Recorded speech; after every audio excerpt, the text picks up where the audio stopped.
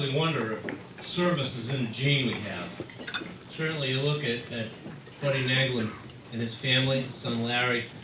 I happen to know Larry's daughter Kristen is very active in our church with the Sunday school and is a great service to us. And I wonder if it carries generation to generation, or if there's some gene that we can clone somehow. At this time I would ask past president of the Kiwanis, Dick Stetson, President Joe Clapp, and I think at this point I'd just like the rest of the Kiwanis to rise so we can acknowledge that you're here. And if Dick, you would come to the podium.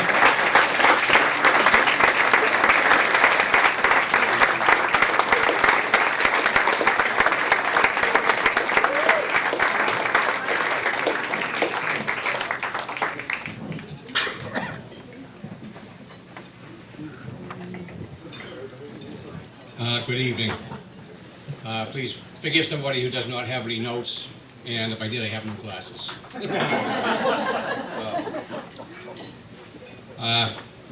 As I said, I represent Marshall Kiwanis. My dad always taught me from the very beginning that any task that I undertook, I should do it to the best of my ability. And I always thought that was a great philosophy. And actually I thought it was the best philosophy to have. And then I met Roy, whose philosophy it was, no matter how good you are at something, there's always room for improvement. And that is so apparent in the skate park and all the things that Roy does. During the holiday season, there are many men who go up in the attic and pull down a box and pull out a red suit and a beard and go out and do their impersonation of Santa Claus. Then there are people, one person, that has his suit professionally cleaned, professionally stored, and has his beard, brings it to a hairdresser to have it done just right. And when he steps into that suit,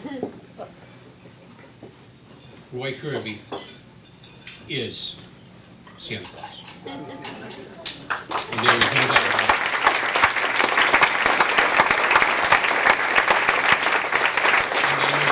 And there is not a child who sees him that does not believe he is the real thing. Except for maybe once. I remember a holiday season some years ago when my wife and I were down here at the Bridgeway having dinner, and Franny Carey came over to the table and said, Dick, I hate to bother you, but your daughter is on the phone. She sounds really distraught. So I went to the phone, and I was told that somebody in a Santa Claus suit was going to break into our house.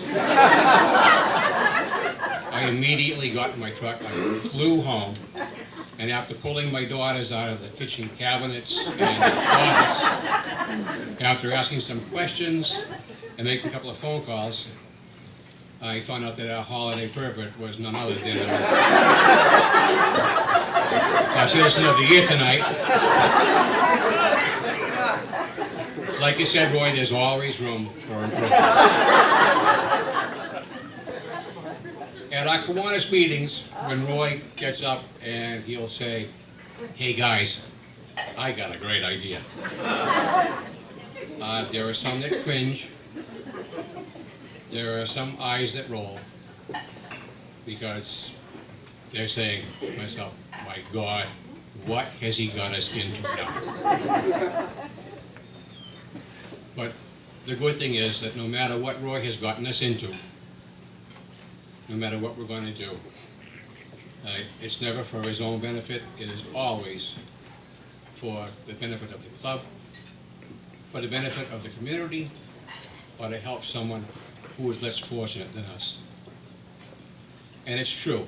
In so many ways, Roy Kirby is like the first man who was honored here for this occasion, Uncle Bud, my Uncle Bud. Uncle Bud's philosophy was to give and give and give. Give till it hurt, and then give a little more. And that's the way it is with Roy. You're right. There's always room for improvement. You know, when it comes to improving our community and our community spirit, I know that Roy Kirby is always going to be right in the middle of it. That's the way it's going to be. That's the way it always has been. That's the way it will be. And on behalf of all the members in our club, Roy, I congratulate you for a job. No, I congratulate you for so many jobs. Well done.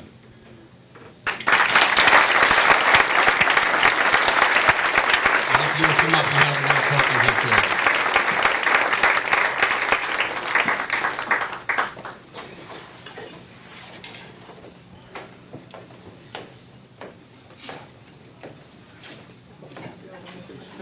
Would you like to come up and read it?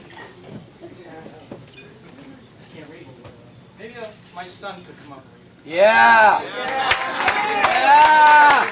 Ah, Jay, move it!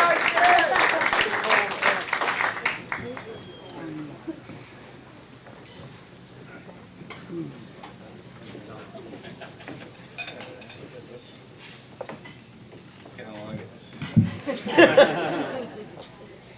It says, if you can keep your head when all about you are losing theirs and blaming it on you.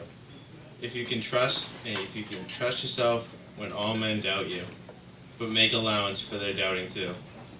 If you can wait and not be tired by waiting, or being lied about, don't deal in lies, or being hated, don't give way to hating, and yet don't look too good, nor talk too wise.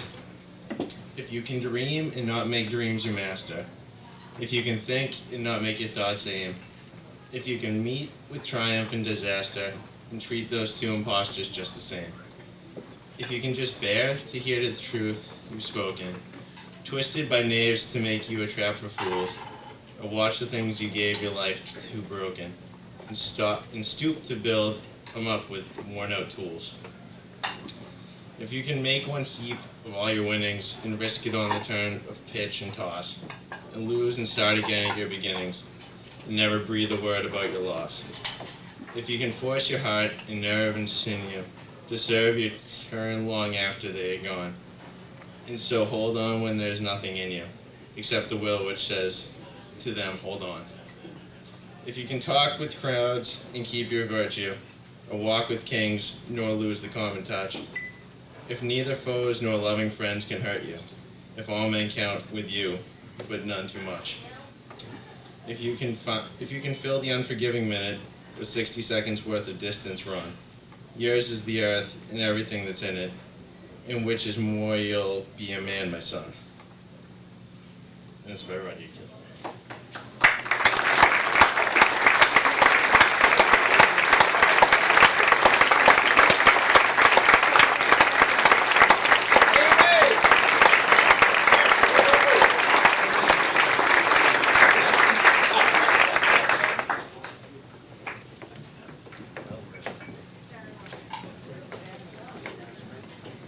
I'd like to add my congratulations to Roy's son to read something for the first time in front of 200 people and do that kind of job.